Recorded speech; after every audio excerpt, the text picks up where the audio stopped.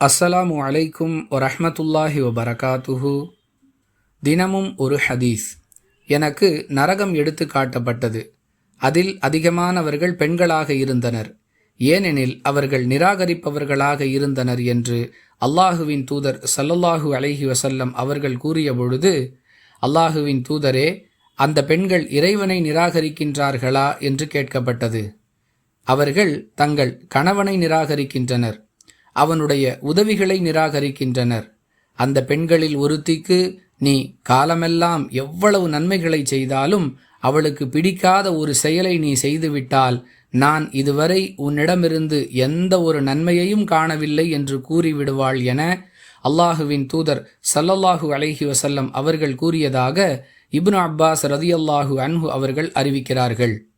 நூல் புகாரி, ஹதீஸ் எண் 29. அன்பிற்குரிய அல்லாஹுவின் நல்லடியார்களே, ஒருவர் நமக்கு உதவி செய்கிறார் என்றால் நாம் அவருக்கு அதற்காக நன்றி செலுத்த வேண்டும். இது இறை நம்பிக்கையாளர்களின் பண்பாக இஸ்லாம் நமக்கு கற்றுக் கொடுக்கிறது. யார் நன்றி கட்டத்தனத்தோடு நடக்கிறார்களோ அவர்களுக்கு நரகம்தான் கூலியாக கிடைக்கும் என்பதை இந்த ஹதீஸிலிருந்து நாம் அறிந்து கொள்கிறோம்.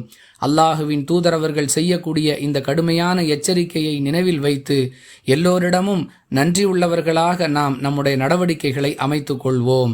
நரகத்திலிருந்து பாதுகாப்பு பெறுவோம். வாஹிரு தஅவானா அனில் ஹம்துலில்லாஹி ரப்பில் ஆலமீன். அஸ்ஸலாமு அலைக்கும் வரஹ்மத்துல்லாஹி வபரகாத்துஹு.